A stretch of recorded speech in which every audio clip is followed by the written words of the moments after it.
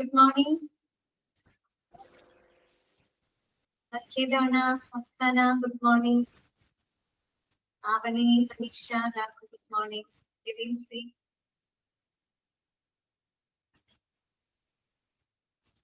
എങ്ങനെയുണ്ടായിരുന്നു? എല്ലാവരും സുഖമായിട്ടിരിക്കുന്നോ? മഴയൊക്കെ എങ്ങനെയുണ്ട്?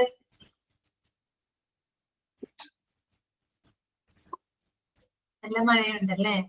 ഓക്കെ, നദീഷ സുഖമായിട്ടിരിക്കുന്നു. ഓക്കെ, മഴയാണ്. എന്തൊരു മഴയാണല്ലേ? പിന്നെ ഭക്ഷണമൊക്കെ കഴിച്ചോ? രാവിലത്തെ ഫുഡൊക്കെ കഴിച്ചോ എല്ലാവരും? ബ്രേക്ക്ഫാസ്റ്റ് ഒക്കെ കഴിഞ്ഞോ? കഴിഞ്ഞു. ഓക്കെ. ഓക്കെ, ആവണേ സ്ഥലം. എല്ലാവരും സുഖമായിട്ടിരിക്കുന്നു എന്ന് വിചാരിക്കുന്നു കേട്ടോ. അപ്പൊ നമ്മള് കഴിഞ്ഞ 2 ദിവസം കഴിഞ്ഞപ്പോ നമ്മൾ എടുത്ത ഭാഗങ്ങളൊക്കെ വായിച്ചിട്ട് നോക്കിയോ? വായിച്ചു നോക്കിയിരുന്നോ? വായിച്ചു നോക്കി. മനസ്സിലായോ? അത്രയും ഭാഗങ്ങളൊക്കെ ക്ലിയർ അല്ലേ? നമ്മള് CGS കാർഡ് വരെയാണ് പറഞ്ഞത് അല്ലേ? ഓക്കെ, കാർഡും അതിന്റെ എന്താണ് കാർഡിന്റെ സ്ട്രൈപ്പിന്റെ കളർ വരെയാണ് നമ്മൾ പറഞ്ഞത് അല്ലേ? അത്രയും ഭാഗങ്ങളൊക്കെ ഓക്കെ അല്ലേ എല്ലാവർക്കും? അപ്പൊ ഓക്കെ അവസാനം. അപ്പൊ നമ്മള് എടുക്കുന്നത് എപ്പോഴും നല്ല സമയം കണ്ടെത്തണം കേട്ടോ. തിരക്കൊക്കെ ഉണ്ടാവുന്ന അറിയാം, എങ്കിലും കുറച്ച് സമയം മാറ്റി വെച്ച് നമ്മൾ എടുക്കുന്നത് അതെല്ലാം തന്നെ വായിച്ചു നോക്കാനായിട്ട് ശ്രമിക്കണം കേട്ടോ. കാര്യമുണ്ട്, ഞാനത് പറയുന്നത് ഒരു കാര്യമുണ്ട്. വെച്ചാൽ നമ്മളിപ്പോ 3rd, 4th മൊഡ്യൂളൊക്കെ കഴിഞ്ഞാലേ പിന്നെ പെട്ടെന്നൊരു മൊഡ്യൂൾ എക്സാം വരും. മൊഡ്യൂൾ എക്സാം കഴിഞ്ഞിട്ട് ചിലപ്പോൾ മോഡൽ എക്സാം ഉണ്ടാവാനുള്ള ചാൻസ് കുറവാണ്. പിന്നെ മൊഡ്യൂൾ എക്സാം കഴിഞ്ഞ് നേരിട്ട് പിന്നെ മെയിൻ എക്സാം ആയിരുന്നു കേട്ടോ. അപ്പൊ ആ സമയത്തേക്ക് നമുക്ക് എല്ലാം കൂടെ വായിച്ചെത്തിക്കാനൊക്കെ ബുദ്ധിമുട്ടായിരിക്കും. അപ്പൊ നിങ്ങള് കിട്ടുന്ന സമയം ഞാൻ പറയുന്നുള്ളൂ, നിങ്ങളുടെ തിരക്കുകൾക്കിടയിൽ സമയം നിങ്ങളുടെ കുറച്ച് മാറ്റി വെക്കണം കേട്ടോ. മറന്നു പോകും നമ്മളെ. പിന്നെ ഒരുപാടാവുമ്പോ നമ്മള് മറന്നു പോകും കേട്ടോ. അതൊന്ന് ശ്രദ്ധിക്കുക. അതുപോലെ തന്നെ മോക്ക് ടെസ്റ്റുകളൊക്കെ മാക്സിമം പ്രാക്ടീസ് ചെയ്ത് പോവാം കേട്ടോ. എനിക്ക് വേറെ ബുദ്ധിമുട്ടുകളൊന്നും വരരുതെന്ന് വെച്ച് പറഞ്ഞിട്ടല്ല കേട്ടോ. ചെയ്യുന്നവരായിരിക്കും എങ്കിലും പറഞ്ഞെന്ന് മാത്രം കേട്ടോ. ഓക്കെ, അപ്പൊ നമുക്ക് ഇന്നത്തെ ക്ലാസ് നമുക്ക് സ്റ്റാർട്ട് ചെയ്യാം കേട്ടോ. നമ്മള് കഴിഞ്ഞ ദിവസം നമ്മൾ പഠിച്ചത് ESI വളരെ ഡീറ്റെയിൽഡ് ആയിട്ട് തന്നെ പഠിച്ചു കേട്ടോ. ESI വളരെ ഇമ്പോർട്ടന്റ് ആണ് കേട്ടോ. അതിലുള്ള ഓരോ പോയിന്റുകളും കളയരുത്, ഇമ്പോർട്ടന്റ് ആണ് കേട്ടോ. ESI അതിന് 21,000 രൂപയാണ് കേട്ടോ. പ്രതിമാസ വരുമാനം 21,000 രൂപയോ അതിന് താഴെയോ വരുമാനമുള്ളവർക്ക് മാത്രമേ ESI ആനുകൂല്യം ലഭിക്കുകയുള്ളൂ. അതെന്നും മനസ്സിലാക്കി വെക്കാം. അതുപോലെ തന്നെ നമ്മൾ ESIയിലൂടെ ലഭിക്കുന്ന ബെനിഫിറ്റുകൾ പ്രധാനമായിട്ടും വ്യാവസായിക തൊഴിലാളികളെയാണ് അത് ലക്ഷ്യമിടുന്നത് നമ്മൾ പറഞ്ഞത്. പിന്നെ നമ്മൾ കണ്ടത് CGHS കാർഡിനെ പറ്റിയാണ്. CGHS സ്കീം അല്ലെ? ഇങ്ങനെ ഓരോ സ്കീമുകളും പഠിക്കുന്നത് നിങ്ങൾ പരസ്പരം കമ്പയർ ചെയ്ത് പഠിക്കാനായിട്ട് നോക്കണം കേട്ടോ. ഓക്കെ, ESI 1948 CGHS ഏത വർഷം 1954 കേട്ടോ. 1954 കേട്ടോ. അത് ആര് ലക്ഷ്യമിട്ടുകൊണ്ടാണ്? സെൻട്രൽ ഗവൺമെന്റ് എംപ്ലോയീസിന് പെൻഷനേഴ്സിന് ലക്ഷ്യമിട്ടുള്ളതാണ് കേട്ടോ. ഓക്കെ, പിന്നെ അതിന്റെ ബെനിഫിഷ്യറീസ് നമ്മൾ കണ്ടു അല്ലെ? ആരൊക്കെയാണ് അതിന്റെ ഗുണഭോക്താക്കൾ എന്ന് നമ്മൾ കണ്ടിരുന്നു. പിന്നെ അതിന് കിട്ടുന്ന ബെനിഫിറ്റുകൾ എന്തൊക്കെയാണ്? CGHS കാർഡ് വരെയാണ് നമ്മൾ പറഞ്ഞത്. കാർഡിന്റെ പിക്ചറൊക്കെ ഞാൻ കഴിഞ്ഞ ദിവസം കാണിച്ചിട്ടുണ്ടായിരുന്നു. ആ കാർഡിന്റെ ശരിക്കും ബേസിക്കലി ആ കാർഡ് എന്താണ്? ഒരു വെള്ള കാർഡാണ് അല്ലെ? വെള്ള കാർഡാണ്. അതിന്റെ മുകളിലായിട്ട് പല കളേഴ്സിലായിട്ട് സ്ട്രൈപ്പുകൾ ഉണ്ടായിരുന്നു അല്ലെ? ആ കളർ ഓഫ് സ്ട്രൈപ്പ് ഇൻഡിക്കേറ്റ് ചെയ്യുന്നത് ആ കാർഡ് ഹോൾഡറിന്റെ സ്റ്റാറ്റസ് ആണ്. അപ്പൊ കളർ കോഡ് ഇമ്പോർട്ടന്റ് ആണ് കേട്ടോ. യെല്ലോ കളർ ആരാണ്? ജേർണലിസ്റ്റിനെയാണ് റെപ്രസെന്റ് ചെയ്യുന്നത്. ബ്ലൂ കളർ ആണെങ്കിൽ സെർവിംഗ് ഗവൺമെന്റ് എംപ്ലോയീസ്, അതായത് നിലവിലെ ഗവൺമെന്റ് ജീവനക്കാരെയാണ്, സെൻട്രൽ ഗവൺമെന്റ് എംപ്ലോയീസിനെയാണ് ഇൻഡിക്കേറ്റ് ചെയ്യുന്നത്. റെഡ് ആണെങ്കിൽ മെമ്പർ ഓഫ് പാർലമെന്റ് ആണ് കേട്ടോ. മെമ്പർ ഓഫ് പാർലമെന്റ് നിങ്ങള് ശ്രദ്ധിച്ചിട്ടുണ്ടാവോന്ന് അറിയില്ല. ന്യൂസ് ഒക്കെ കാണുന്നവരാണെങ്കിൽ ശ്രദ്ധിച്ചിട്ടുണ്ടാവും അറിയില്ല. നമ്മൾ ഈ നമ്മുടെ രാജ്യസഭ, ലോകസഭ ഒക്കെ കണ്ടിട്ടില്ലേ? അതിനകത്ത് നിങ്ങൾ രാജ്യസഭയുടെ തോന്നുന്നു അതിന്റെ പരവതാനി അവിടുത്തെ ഫ്ലോറിന്റെ കളർ നിങ്ങൾ ശ്രദ്ധിച്ചിട്ടുണ്ടെങ്കിൽ റെഡ് കളറായിരിക്കും കേട്ടോ. ലോകസഭയുടെ പച്ചയാണ് തോന്നുന്നു. രാജ്യസഭയുടെ റെഡ് കളർ എന്താണ് ഫ്ലോറിൽ വരുന്നത്. അത് ഞാൻ ഓർക്കാൻ പറഞ്ഞത് മെമ്പർ ഓഫ് പാർലമെന്റ്, പാർലമെന്റിന്റെ ഭാഗമാണല്ലോ രാജ്യസഭ, ലോകസഭ. അപ്പൊ റെഡ് എന്ന് പറയുമ്പോൾ നിങ്ങൾ ഓർക്കാം കേട്ടോ, മെമ്പർ ഓഫ് പാർലമെന്റ് ആണ്. ഗ്രീൻ കളർ ആവുമ്പോൾ ആരൊക്കെയാണ്? പെൻഷനർ, അതുപോലെ എക്സെൻട്രി, റിട്ടയേർഡ് പേഴ്സണൽ, പിന്നെ നമ്മുടെ ഫ്രീഡം ഫൈറ്റേഴ്സ് ഒക്കെയാണ്. പിന്നെ അതിന്റെ കാലാവധി എന്ന് പറയുന്നത് എന്താണ് ആ റിട്ടയർമെന്റ് ഡേറ്റ് വരെയാണ് CGHS കാർഡിന്റെ വാലിഡിറ്റി എന്ന് പറയുന്നത് അല്ലെ. അപ്പൊ നമുക്ക് റിട്ടയർമെന്റിന് ശേഷം ആ വാലിഡിറ്റി എക്സ്റ്റെൻഡ് ചെയ്ത് ലഭിക്കണമെങ്കിൽ എന്ത് ചെയ്യണം? റിട്ടയർമെന്റ് ഡേറ്റിന്റെ കൃത്യം 1 വർഷം മുമ്പ് തന്നെ അത് എന്താണ് അതിന്റെ വാലിഡിറ്റി എക്സ്റ്റെൻഡ് ചെയ്യുന്നതിന് വേണ്ടിയിട്ടുള്ള എല്ലാ പേപ്പർ വർക്കുകളും കാര്യങ്ങളൊക്കെ ചെയ്തിരിക്കണം. അതുകൊണ്ട് അതായത് റിട്ടയർമെന്റിനോട് അടുക്കെ ചെയ്തിട്ട് കാര്യമില്ല. എന്നാണോ റിട്ടയർമെന്റ് ഡേറ്റ് അതിന് കൃത്യം 1 വർഷം മുമ്പ് തന്നെ അത് എക്സ്റ്റെൻഡ് ചെയ്യുന്നതിനുള്ള എല്ലാ പേപ്പർ വർക്കുകളും കാര്യങ്ങളൊക്കെ ചെയ്തിരിക്കണം. ഇതുവരെയാണ് നമ്മൾ കഴിഞ്ഞ ക്ലാസ്സിൽ ഡിസ്കസ് ചെയ്തത് കേട്ടോ. ഇത്രയും ഭാഗങ്ങൾ ഓക്കെ ആണെന്ന് വിചാരിക്കുന്നു. അതെ, നമുക്ക് ബാക്കിയുള്ള ഭാഗങ്ങൾ നോക്കാം കേട്ടോ. ഞാൻ ഓൾ മ്യൂട്ട് കൊടുക്കാനേ.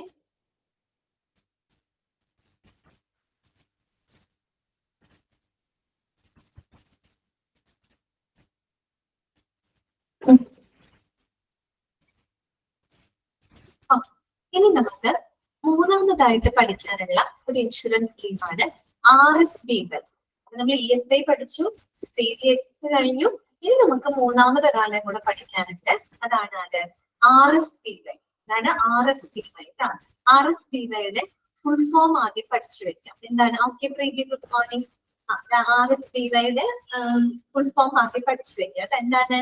രാഷ്ട്രീയ സ്വാസ്ഥ്യ ബീമാ യോജന. അതാണ് രാഷ്ട്രീയ സ്വാസ്ഥ്യ ബീമാ യോജന. ഹിന്ദി വാക്കാണ് കേട്ടോ. സ്വാസ്ഥ്യ എന്ന് പറയുന്നത് ഹിന്ദി വാക്കിന്റെ അർത്ഥം എന്താ? ആരോഗ്യം, ഹെൽത്ത് എന്നാണ് അർത്ഥം കേട്ടോ. ഓക്കെ, അപ്പൊ നമുക്ക് നോക്കാം. ദ രാഷ്ട്രീയ Swasthya Bima Yojana RSBY is a health insurance policy introduced on 1st April 2008. Underline ചെയ്ത് വെക്കാം കേട്ടോ. എന്നാണ് 2008 ഏപ്രിൽ 1 ഇൻട്രൊഡ്യൂസ് ചെയ്തിട്ടുള്ള ഒരു സ്കീമാണിത് RSBY എന്ന് പറയുന്നത് കേട്ടോ. അതാണ് എന്നാണ് 2008 ഏപ്രിൽ 1, ഏപ്രിൽ 1 ഇൻട്രൊഡ്യൂസ് ചെയ്തത്. ഓക്കെ, ഇനി ആരാണ് ഇൻട്രൊഡ്യൂസ് ചെയ്തത്? It is introduced by the ministry of labour and employment, government of India, to provide the health insurance coverage for below poverty line BPL families, launched specifically for the people who are working in the unorganized sectors of India. അപ്പൊ നിങ്ങൾ ഇതൊക്കെ line ചെയ്ത് വെക്കാതെ ആരാണ് introduce ചെയ്തത്?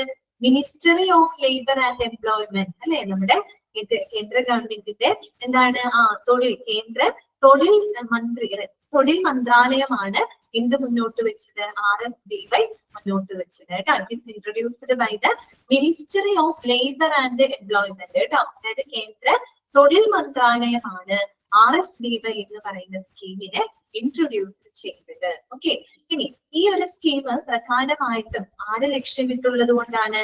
Okay, below poverty line ഫാമിലീസിനെയും അതുപോലെ unorganised സെക്ടേഴ്സിൽ work ചെയ്യുന്ന ആളുകൾ. അപ്പൊ അതൊന്നും അണ്ടർലൈൻ ചെയ്ത് വെക്കാം കേട്ടോ.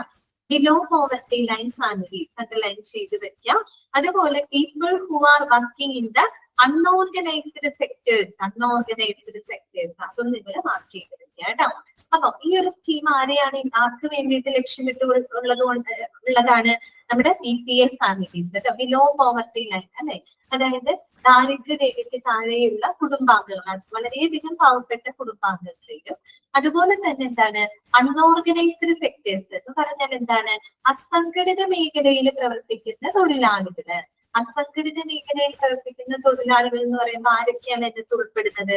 നമ്മുടെ വഴിയോര കച്ചവടക്കാര്, അതുപോലെ നമ്മുടെ റിക്ഷാ തൊഴിലാളികള്, പിന്നെ നമ്മുടെ കേരളത്തിലേക്കൊക്കെ വരുന്ന ബംഗാളികളെ പോലുള്ള ആൾക്കല്ല, അതിഥി തൊഴിലാളികള്, പിന്നെന്താണ് വഴിയോര കച്ചവടക്കാര്, പിന്നെ നമ്മുടെ റിക്ഷാ തൊഴിലാളികള്, കൂലിപ്പണിക്കാര്, അതുപോലെ തന്നെ എന്താണ് ഇവരില്ലേ എന്താണ് കോൺട്രാക്ട് കൂലിപ്പണിക്കാരൊക്കെ ഇല്ലേ, അങ്ങനെയുള്ളവരൊക്കെ ഈ ഒരു അൺഓർഗനൈസ്ഡ് സെക്ടേഴ്സിൽ വർക്ക് ചെയ്യുന്ന ആളുകളാണ് കേട്ടോ. അപ്പൊ അൺഓർഗനൈസ്ഡ് സെക്ടർ എന്ന് പറഞ്ഞാൽ എന്താണ്?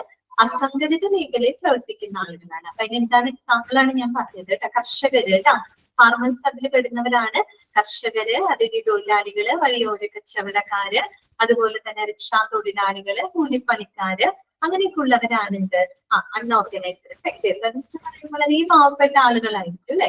അപ്പൊ ഈ രണ്ട് കൂട്ടരെയും എന്താണ് ഉദ്ദേശിച്ചുകൊണ്ട് ഇൻട്രൊഡ്യൂസ് ചെയ്തിട്ടുള്ള ഒരു സ്കീമാണ് RSBY എന്ന് പറയുന്നത്. കിട്ടിയോ പോയിന്റുകള്? എന്നാണ് ഇൻട്രൊഡ്യൂസ് ചെയ്തത്? 2008 ഏപ്രിൽ 1. ആരാണ് ഇൻട്രൊഡ്യൂസ് ചെയ്തത്? നമ്മുടെ ministry of labour and employment of government of India അല്ലെ. ഓക്കെ, ആരെ ഉള്ളതാണ് BPL ഫാമിലീസിനെയും അതുപോലെ തന്നെ അൺഓർഗനൈസ്ഡ് സെക്ടേഴ്സിന് വർക്ക് ചെയ്യുന്ന ആളുകൾ. ഓക്കെ, ക്ലിയർ ആയല്ലോ? ഇനി നോക്കാം. Here is the coverage available to the beneficiaries of the രാഷ്ട്രീയ സ്വാസ്ഥ്യ ബീമാ യോജന. ഇനി ഈ RSBY ബെനിഫിഷ്യറീസിന് അതിന്റെ ഗുണഭോക്താക്കൾക്ക് എന്തൊക്കെ പരിരക്ഷകളാണ് ഈ സ്കീമിലൂടെ അവർക്ക് നൽകുന്നത്? നമ്മൾ ഓരോ സ്കീമും പഠിക്കുമ്പോൾ അതിന്റെ ബെനിഫിഷ്യറീസും എന്തൊക്കെ ബെനിഫിറ്റുകളാണ് കൊടുക്കുന്നത് നമ്മൾ പറഞ്ഞു അല്ലെ. PSI നമ്മൾ കണ്ട അതിന്റെ ബെനിഫിറ്റുകൾ പറഞ്ഞു, CBHSന്റെ ബെനിഫിഷ്യറീസ് അതിൽ കൊടുക്കുന്ന കവറേജുകൾ നമ്മൾ മനസ്സിലാക്കി. അതുപോലെ തന്നെ അടുത്തത് നമുക്ക് നോക്കണം RSBYയുടെ കവറേജുകൾ എന്തൊക്കെയാണ്, എന്തൊക്കെ പരിരക്ഷകളാണ് അവർ ആളുകൾക്കായിട്ട് പ്രൊവൈഡ് ചെയ്യുന്നത്. അതൊക്കെ ഒന്ന് നോട്ട് ചെയ്ത് വെക്കാം. ഫസ്റ്റ് പോയിന്റ് ഇതാണ്, a sum insured of 30,000. 30,000 എന്ന് പറഞ്ഞ എമൗണ്ടിന് ഇമ്പോർട്ടൻസ് ഉണ്ട്, അതെല്ലാം ചെയ്ത് വെക്കാം. Okay, a sum insured of 30,000 for a worker in the unorganized sector and their families.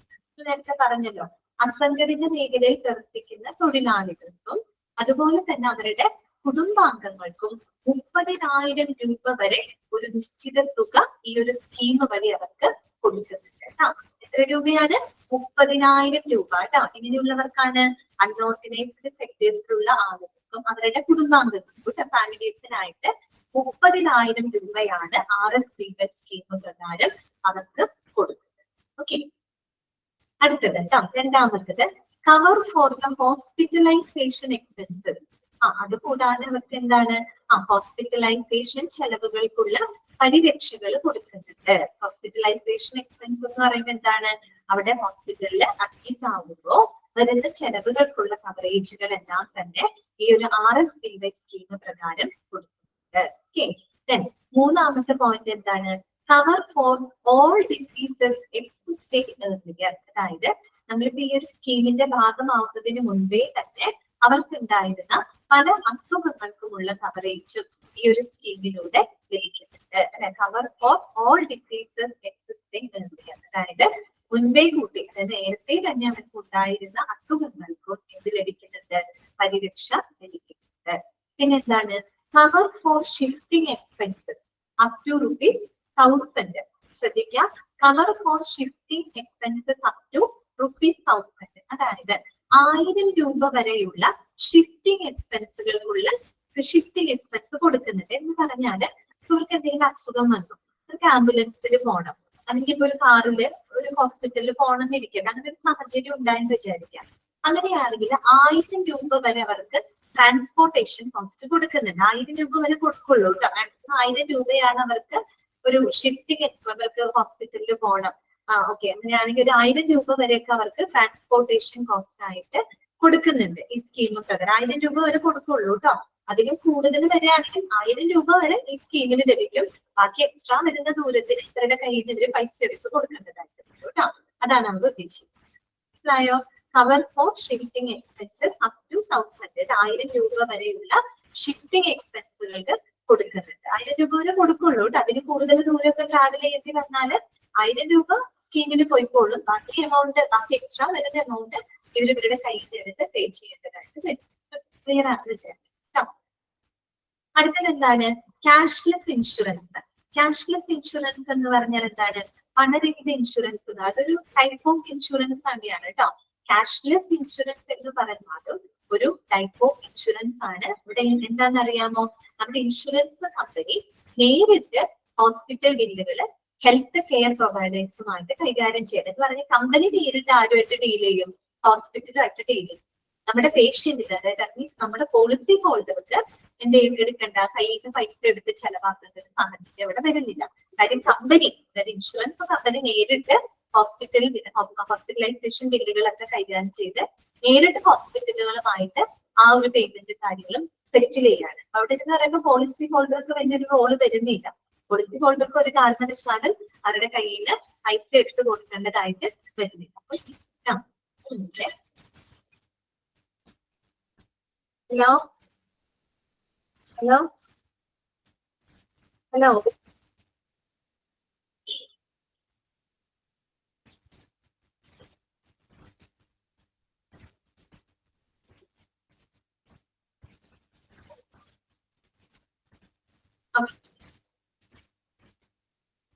വീട്ടിനെ അമ്മ വിളിച്ചതാണ്, ഫോൺ വിളിച്ചതാണ്. ഞാൻ ടൂ വീലറിനെ വരുന്നതുകൊണ്ട് ഇവിടെ എത്തിയോന്ന് അറിയാൻ വേണ്ടി വിളിച്ചതാണ്. അമ്മയ്ക്ക് ഞാൻ ടൂ വീലറിൽ പറഞ്ഞൊരു ടെൻഷനാണ്. രാവിലെ എത്തിയിട്ട് ഫോൺ വിളിച്ചില്ലെങ്കിൽ വീട്ടുകാർക്ക് ടെൻഷനാണ്. അതാണ് വിളിച്ചത്. ഞാൻ ഇവിടെ വിളിച്ചിട്ട് ഫോൺ എടുത്തില്ല. ആദ്യം വിളിക്കുന്നത് വിളിച്ചിട്ടാണ്.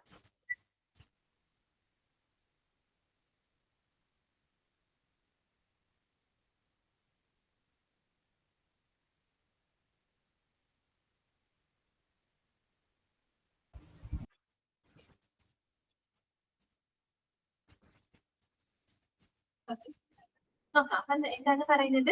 ക്യാഷ്ലെസ് ഇൻഷുറൻസ് കേട്ടോ, പണരഹിത ഇൻഷുറൻസ്, അതൊരു ടൈപ്പ് ഓഫ് ഇൻഷുറൻസ് തന്നെയാണ്. അവിടെ എന്താണ് പ്രത്യേകത എന്ന് പറഞ്ഞത്?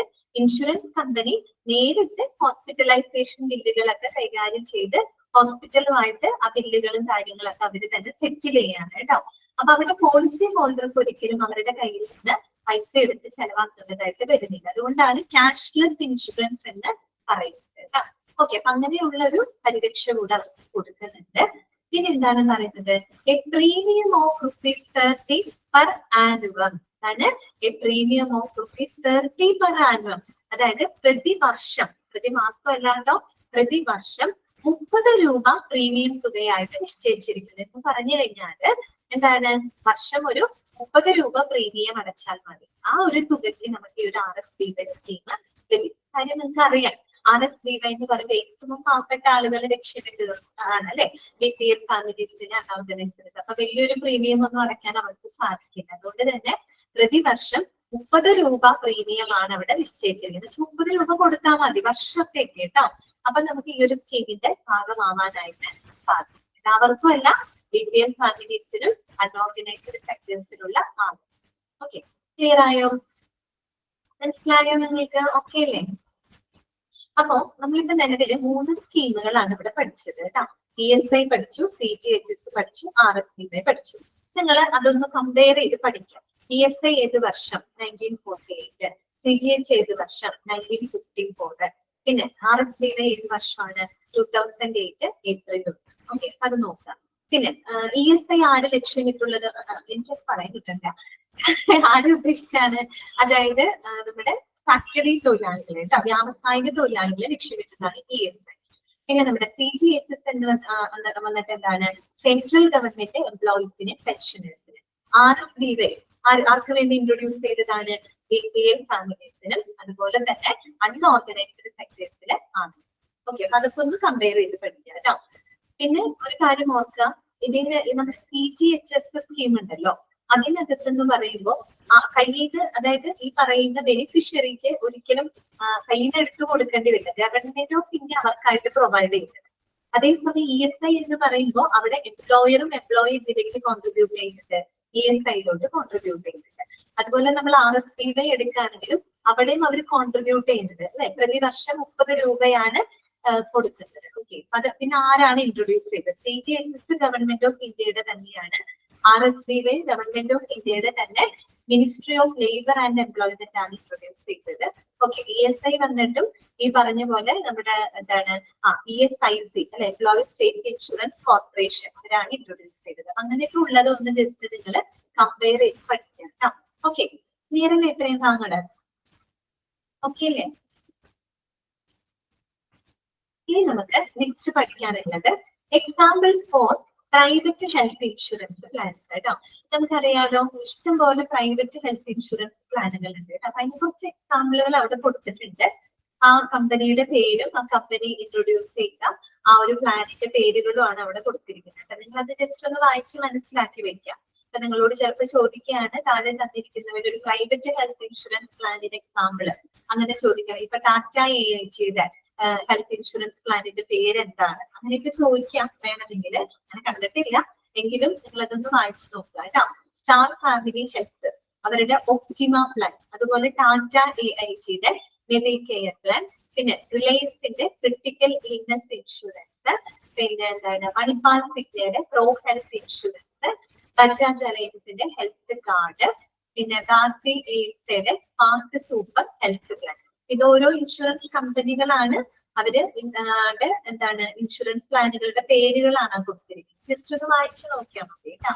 ഓക്കെ, ഇനി നമുക്ക് നെക്സ്റ്റ് പഠിക്കാനുള്ളതാണ് TPA. എന്താണ് TPA? TPA എന്ന് പറഞ്ഞാൽ എന്താണ്? Third party administrator. എന്താണ്? Third party administrator. അപ്പൊ അത് ഇപ്പൊ തന്നെ പഠിക്കാം കേട്ടോ. TPA ഫുൾ ഫോം എന്താണ്? തേർഡ് പാർട്ടി അഡ്മിനിസ്ട്രേറ്റർ എന്നാണ് കേട്ടോ. നിങ്ങൾ ഗൂഗിളിലൊക്കെ ചെയ്ത് നോക്കുകയാണെങ്കിൽ തേർഡ് പാർട്ടി അഡ്മിനിസ്ട്രേറ്റർ കൂടാതെ വേറെ ഉണ്ട് കേട്ടോ, ഫുൾ ഫോം ഉണ്ട്. പക്ഷെ നമ്മുടെ ഇൻഷുറൻസ് എന്ന് പറയുന്ന കോണ്ടെക്സ്റ്റില് TPA ഫുൾ ഫോം എന്ന് പറയുന്നത് തേർഡ് പാർട്ടി അഡ്മിനിസ്ട്രേറ്റർ എന്ന്. ഓക്കെ, അപ്പൊ ആദ്യം നമുക്കത് വായിക്കുന്നതിനേക്കാളും മുമ്പ് എന്താണ് TPA എന്നൊന്ന് ജസ്റ്റ് മനസ്സിലാക്കാം, എന്നിട്ട് നമുക്ക് വായിക്കാം കേട്ടോ. എന്താണ് TPA എന്ന് പറഞ്ഞാല്? പെട്ടെന്ന് നിങ്ങൾക്ക് പേര് കേൾക്കുമ്പോൾ തോന്നും തേർഡ് പാർട്ടി അഡ്മിനിസ്ട്രേറ്റർ എന്ന് കേൾക്കുമ്പോൾ നിങ്ങൾ വിചാരിക്കും ഇതൊരു വ്യക്തിയാണോ? അല്ലെ, അഡ്മിനിസ്ട്രേറ്റർ എന്നൊക്കെ പറയുമ്പോൾ നിങ്ങൾ വിചാരിച്ചത് ഒരു വ്യക്തിയാണോ എന്ന് വിചാരിച്ചത്. ഇതൊരു വ്യക്തിയല്ല, ശരിക്കും പറഞ്ഞാൽ ഇതൊരു കമ്പനിയാണ്. കമ്പനി എന്നോ അല്ലെങ്കിൽ നമുക്കൊരു ഏജൻസി എന്നോ ഓർഗനൈസേഷൻ എന്നോ പറയും കേട്ടോ. ഒരു വ്യക്തിയല്ല കേട്ടോ. അഡ്മിനിസ്ട്രേറ്റർ എന്നൊക്കെ കേൾക്കുമ്പോൾ ഒരു പേഴ്സൺ ആണെന്ന് നിങ്ങൾ ചിന്തിക്കേണ്ട. തേർഡ് പാർട്ടി അഡ്മിനിസ്ട്രേറ്റർ എന്ന് പറഞ്ഞാൽ അതൊരു കമ്പനിയാണ്, അല്ലെങ്കിൽ ഒരു ഓർഗനൈസേഷൻ, അതുമല്ലെങ്കിൽ ഒരു ഏജൻസി എന്ന് നമുക്ക് പറയാം. ഓക്കെ, എന്താണ് അവരുടെ റോൾ എന്നറിയാമോ? അതായത് ഒരു ഇൻഷുറൻസ് കമ്പനീനെ റെപ്രസെന്റ് ചെയ്തുകൊണ്ട്, ഓക്കെ, ഒരു ഇൻഷുറൻസ് കമ്പനീനെ പ്രതിനിധീകരിച്ചുകൊണ്ട് നമ്മുടെ ആരോഗ്യ ഇൻഷുറൻസ് ക്ലെയിമുകളൊക്കെ പ്രോസസ് ചെയ്യുകയും കൈകാര്യം ചെയ്യുകയും ചെയ്യുന്ന ഒരു ഏജൻസി അല്ലെങ്കിൽ ഒരു കമ്പനി, അതുമല്ലെങ്കിൽ ഒരു ഓർഗനൈസേഷൻ, അവരെയാണ് നമ്മൾ എന്ത് പറയുന്നത്? തേർഡ് പാർട്ടി അഡ്മിനിസ്ട്രേറ്റർ എന്ന് പറയുന്നത്. കിട്ടിയോ? തേർഡ് പാർട്ടി അഡ്മിനിസ്ട്രേറ്റർ എന്ന് പറഞ്ഞാൽ എന്താണ്? അതായത് ഇൻഷുറൻസ് കമ്പനികളെ റെപ്രസെന്റ് ചെയ്തുകൊണ്ട്, ഓക്കെ, അതൊരു ഇൻഷുറൻസ് കമ്പനിയുടെ തന്നെ ഭാഗമാണ്. അവരെ റെപ്രസെന്റ് ചെയ്തുകൊണ്ട് ആരോഗ്യ ഇൻഷുറൻസ് ക്ലെയിമുകളൊക്കെ കൈകാര്യം ചെയ്യുകയും റെഗുലേറ്റ് ചെയ്യുകയും ചെയ്യുന്ന ഒരു ഏജൻസി അല്ലെങ്കിൽ ഒരു കമ്പനി ഓർ ഓർഗനൈസേഷൻ, അവരെയാണ് നമ്മൾ തേർഡ് പാർട്ടി അഡ്മിനിസ്ട്രേറ്റർ എന്ന് പറയുന്നത്. ശരിക്കും പറഞ്ഞാല് ഇവരുടെ റോൾ എന്ന് പറഞ്ഞാൽ ഇവരൊരു ബ്രിഡ്ജാണ്. ശരിക്കും ബ്രിഡ്ജ് അല്ലെങ്കിൽ ഒരു ലിങ്ക് ആണ്. ആർക്കിടയിലുള്ള ലിങ്ക് ആണെന്ന് അറിയാമോ? ഈ പറയുന്ന ഇൻഷുറൻസ് കമ്പനിക്കും അതുപോലെ ഹോസ്പിറ്റലിനും പിന്നെ നമ്മുടെ പോളിസി ഹോൾഡർ, ഇവർക്ക് മൂന്ന് പേർക്കും ഇടയിലുള്ള ഒരു കണക്റ്റിംഗ് ലിങ്ക് അല്ലെങ്കിൽ ഒരു ബ്രിഡ്ജ് ആണ് ഇത് തേർഡ് പാർട്ടി അഡ്മിനിസ്ട്രേറ്റർ എന്ന് പറയുന്നത്. കാര്യം എന്താണ്? അത് ഇൻഷുറൻസ് കമ്പനീനെ റെപ്രസെന്റ് ചെയ്യുന്നുണ്ട്. ഓക്കെ, അവരെ കണക്ട് ചെയ്യുന്നുണ്ട്. ആർക്ക് വേണ്ടിയിട്ടാണ്? പോളിസി ഹോൾഡർക്ക് വേണ്ടിയിട്ട്. എവിടേക്കാണ് അവർ ക്ലെയിം കാര്യങ്ങളും ചെയ്യുന്നത്? ഹോസ്പിറ്റലുമായിട്ട്. അപ്പൊ അങ്ങ് ആലോചിച്ച് കഴിഞ്ഞാൽ ഇവർക്ക് മൂന്ന് പേർക്കും ഇടയിൽ ഒരു കണക്റ്റിംഗ് ലിങ്ക് ആയിട്ടല്ലേ TPA പ്രവർത്തിക്കുന്നത്. ഓക്കെ, അത്രയേ ഉള്ളൂ കേട്ടോ. അപ്പൊ ഇനി വായിക്കാം നമുക്ക്. TPA or third party administrator is a company or agency or organization that holds a license from the Insurance Regulatory Development Authority. നമുക്കറിയാം അല്ലെ, IRDA പറ്റി നമ്മൾ തുടക്കമേ പറഞ്ഞു. നമ്മുടെ ഇന്ത്യയില് ഇൻഷുറൻസ് ഇൻഡസ്ട്രീനെ റെഗുലേറ്റ് ചെയ്യുന്ന ഒരു സ്റ്റാറ്റ്യൂട്ടറി ബോഡിയാണ് IRDA എന്ന് നമ്മൾ പഠിച്ചിരുന്നു. ആ IRDAയിൽ നിന്ന് ലൈസൻസ്ഡ് ആക്കിയ ഒരു ഏജൻസിയാണ് അത് TPA എന്ന് പറയുന്നത്. ലൈസൻസ്ഡ് ആയിട്ടുള്ള ഒരു ഏജൻസിയാണ്. ആരുടെ ലൈസൻസ് ആണ്? IRDAയുടെ ലൈസൻസ്ഡ് ആക്കിയ ഏജൻസിയാണ് കേട്ടോ. എന്തിനു വേണ്ടിയിട്ടാണ്? To process the claims in addition to providing cashless facilities as an outsourcing entity of a health insurance company and the selection of high quality hospitals for the insurance company. അതായത് insurance കമ്പനീനെ represent ചെയ്തുകൊണ്ട് health insurance പ്രോസസ്സുകളൊക്കെ claim ചെയ്യുകയും അതുപോലെ തന്നെ insurance കമ്പനികൾക്കായിട്ട് ഏറ്റവും high quality ഉള്ള ഹോസ്പിറ്റലുകളെ select ചെയ്യുന്നതും ആരാണ്? Third party administrators ആണ്. അതായത് നമ്മളിപ്പോ ഒരു ഇൻഷുറൻസ് കവറേജ് കൊടുക്കാനായിട്ട് അവര് ലിസ്റ്റ് ഔട്ട് ചെയ്യുന്ന കുറെ ഹോസ്പിറ്റലുകൾ ഉണ്ടാവും. ഏറ്റവും നല്ല ക്വാളിറ്റി കെയർ കൊടുക്കുന്ന കുറെ ഹോസ്പിറ്റലുകളെയാണ് അവർ പരിഗണിക്കുന്നുണ്ടാവും. ഒരു ഇടയ്ക്ക് പറഞ്ഞു പാനൽഡ് ഹോസ്പിറ്റൽ എന്ന് പറഞ്ഞു അല്ലെ. അതായത് ഇൻഷുറൻസ് കമ്പനികള് അവര് എന്താണ് ഈ പറയുന്ന കവറേജ് കൊടുക്കുന്ന ചില പെർട്ടിക്കുലർ സെറ്റ് ഓഫ് ഹോസ്പിറ്റലുകൾ ഉണ്ട്. ആ ഹോസ്പിറ്റലുകളിലൊക്കെ പോകുമ്പോൾ അവർക്ക് എന്ത് കിട്ടും? ആ ഒരു ഇൻഷുറൻസ് കവറേജ് ലഭിക്കും. അപ്പൊ അതിനായിട്ട് അതായത് ആ കമ്പനിക്ക് വേണ്ടിയിട്ട് ഏറ്റവും നല്ല ക്വാളിറ്റി സർവീസ് കൊടുക്കുന്ന ഹോസ്പിറ്റലുകളെ സെലക്ട് ചെയ്ത് കൊടുക്കുന്നതും ആര് തന്നെയാണ്?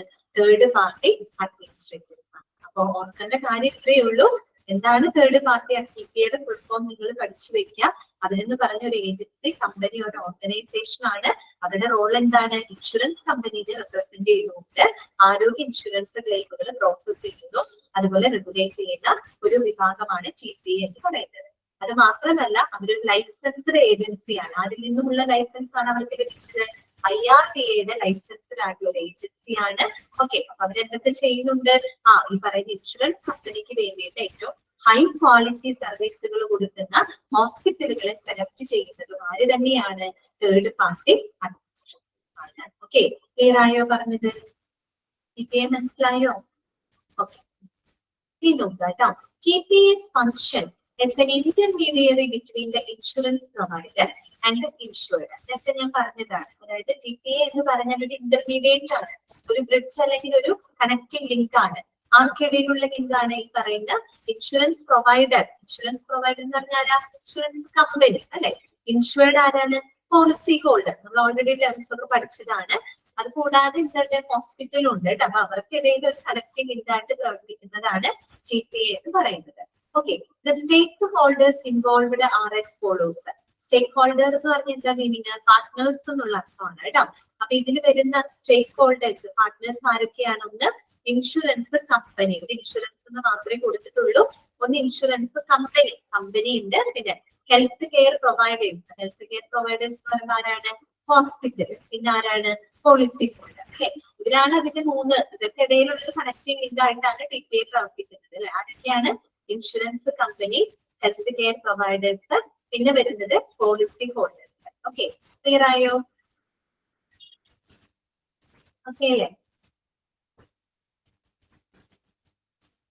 നെക്സ്റ്റ് വരുന്നത് who all are there in a TPA and what do they do? അതുപോലെ തേർഡ് പാർട്ടി അഡ്മിനിസ്ട്രേറ്ററിൽ ആരൊക്കെയാണ് ഉള്ളത്? അവരുടെ ഫങ്ഷൻസുകൾ എന്തൊക്കെയാണ്? ഇനി നമുക്ക് നോക്കാം. ഈ ഒരു ഏജൻസിക്കകത്ത്, ഈ ഒരു കമ്പനിക്കകത്ത് ആരൊക്കെയാണ് ഉള്ളത്? ഒന്നാമത്തത്, according to the regulations of IRDA, TPA should have maintained their own in-house medical doctor registered with the Medical Council of India, in hospital managers, legal experts, insurance consultants, IT professionals, information technology professionals, and management consultants. ഇതൊക്കെ ഒന്ന് not ചെയ്ത് തരിക. ഒരു third party administrator എന്ന് പറയുന്ന ഏജൻസിക്കകത്ത് ആരൊക്കെയാണ് ഉണ്ടായിരിക്കുക? ആരൊക്കെ ഉണ്ടാവുന്ന പറയുന്നത്? ഒന്ന്, their own in-house medical doctor, ഒരു ഡോക്ടർ ഉണ്ടായിരിക്കേണ്ടത്. അതെന്ന് വന്നിട്ട് registered with the medical council of India, നമ്മുടെ ഇന്ത്യൻ മെഡിക്കൽ കൗൺസിലിൽ രജിസ്റ്റേർഡ് ആയിട്ടുള്ള ഒരു ഡോക്ടർ ഇതിനകത്ത് ഉണ്ടായിരിക്കും. അതുപോലെ ഹോസ്പിറ്റൽ മാനേജേഴ്സ്, അതായത് വിവിധ ഹോസ്പിറ്റലുകൾ ഇൻഷുറൻസ് പരിരക്ഷ കൊടുക്കാൻ ലിസ്റ്റ് ചെയ്തിട്ടുള്ള ഒരുപാട് ഹോസ്പിറ്റലുകൾ ഉണ്ടാവും കേട്ടോ. ആ ഹോസ്പിറ്റലിന്റെ മാനേജർമാരുണ്ടായിരിക്കും, അതിനകങ്ങളായിരിക്കും. ലീഗൽ എക്സ്പേർട്സ് ഉണ്ടായിരിക്കും കേട്ടോ, നിയമ വിദഗ്ധരുണ്ടായിരിക്കും. അതുപോലെ ഇൻഷുറൻസ് കൺസൾട്ടൻസ് ഉണ്ടായിരിക്കും, അതായത് ഇൻഷുറൻസിനെ സംബന്ധിക്കുന്ന ഈ പറയുന്ന ഡയറക്ഷൻസും അതുപോലെ മറ്റുള്ള ഗൈഡൻസ് ഒക്കെ കൊടുക്കുന്ന ഇൻഷുറൻസ് കൺസൾട്ടൻസ് ഇതിനംഗങ്ങളായിരിക്കും. പിന്നെ IT പ്രൊഫഷണൽസ്, അതായത് ഇൻഫർമേഷൻ ടെക്നോളജി പ്രൊഫഷണൽസ്. അതായത് അധികം നമ്മള് സിസ്റ്റം വഴിയായിട്ടാണല്ലോ എല്ലാ കാര്യങ്ങളും പ്രോസസ് ചെയ്യുന്നത്. IT പ്രൊഫഷണൽസ് ഉണ്ടായിരിക്കും. പിന്നെ മാനേജ്മെന്റ് കൺസൾട്ടൻസ് ഉണ്ട്, അതായത് നമ്മുടെ ഹോസ്പിറ്റൽ മാനേജ്മെന്റ് കൺസൾട്ടൻസും ഉണ്ടായിരിക്കും കേട്ടോ. ഇത്രയും പേരടങ്ങുന്നതാണ് ഒരു TPA എന്ന് പറയുന്നത്. ആരൊക്കെയാണ്? ഒരു medical doctor registered Indian medical council of India. അതുപോലെ പിന്നെ ആരെ നമ്മൾ പറഞ്ഞത്? ഹോസ്പിറ്റൽ മാനേജേഴ്സ് ഉണ്ടായിരിക്കും. പിന്നെ ലീഗൽ എക്സ്പേർട്സ് ഉണ്ടായിരിക്കും, ഇൻഷുറൻസ് കൺസൾട്ടൻസ് ഉണ്ടായിരിക്കും, IT പ്രൊഫഷണൽസ് ഉണ്ടായിരിക്കും, മാനേജ്മെന്റ്, അതായത് ഹോസ്പിറ്റൽ മാനേജ്മെന്റ് കൺസൾട്ടൻസും ഉണ്ടായിരിക്കും. ഓക്കെ, ക്ലിയർ ആയല്ലോ? അപ്പൊ ആദ്യത്തെ ചോദ്യത്തിന് ഉത്തരമായി കേട്ടോ. all are there in TPA. TPAയിൽ ആരൊക്കെയാണ് ഉള്ളത് എന്നുള്ളത് ആൻസർ. ഇനി നമുക്ക് അടുത്ത് നോക്കേണ്ടത് എന്താണ്? what do they do? എന്താണ് അവർ ചെയ്യുന്നത്? എന്താണ് അവരുടെ റെസ്പോൺസിബിലിറ്റി? എന്താണ് നോക്കാം. രണ്ടാമത്തെ പോയിന്റ് ശ്രദ്ധിക്കാം. The team of these professionals liaison with the customers for streamlining the claim process and make sure that there are no false claims and also limit unwanted treatment, thus enhancing quality of services, which eventually leads to the lower insurance premium. ഇതാണ് അവരുടെ responsibility. നമുക്കറിയാം ഇതിൽ ഇത്രയും ഒരു professionals അടങ്ങുന്ന ഒരു ഏജൻസിയാണ് TPA എന്ന് പറയുന്നത്. അപ്പൊ ഈ പറയുന്ന പ്രൊഫഷണൽസുകളുടെ ടീം, അവരുടെ റെസ്പോൺസിബിലിറ്റി എന്താണെന്ന് അറിയാമോ? അതായത് കസ്റ്റമേഴ്സ് ആയിട്ട്, കസ്റ്റമർ എന്ന് പറഞ്ഞാൽ അവരുടെ കസ്റ്റമർ ആരാണ്? പോളിസി ഹോൾഡേഴ്സ് ആണ് അല്ലെ? ഓക്കെ, ആ പോളിസി ഹോൾഡേഴ്സുമായിട്ട് നല്ലൊരു റിലേഷൻഷിപ്പ് മെയിൻറ്റെയിൻ ചെയ്തിട്ട് ആ ക്ലെയിം പ്രോസസ്സുകള് സ്ട്രീം ലൈൻ ചെയ്യുക, സിംപ്ലിഫൈ ചെയ്യുക എന്നുള്ളതാണ് അവരുടെ റെസ്പോൺസിബിലിറ്റി. ഓൾറെഡി പറഞ്ഞ കാര്യം കമ്പനീനെ റെപ്രസെന്റ് ചെയ്തുകൊണ്ട് പോളിസി ഹോൾഡേഴ്സ് അവരുടെ ക്ലെയിമുകളൊക്കെ പ്രോസസ് ചെയ്യുക. അത്തരം ഇൻഷുറൻസ് ക്ലെയിം പ്രോസസ്സുകളൊക്കെ കുറേയും കൂടെ സുഗമമാക്കുന്നതിന് അവരെ സഹായിക്കുന്ന ഒരു വിഭാഗമാണിത് TPA എന്ന് പറയുന്നത്. അത് മാത്രമല്ല അവര് ചെയ്യേണ്ട ചില കാര്യങ്ങളുണ്ട്.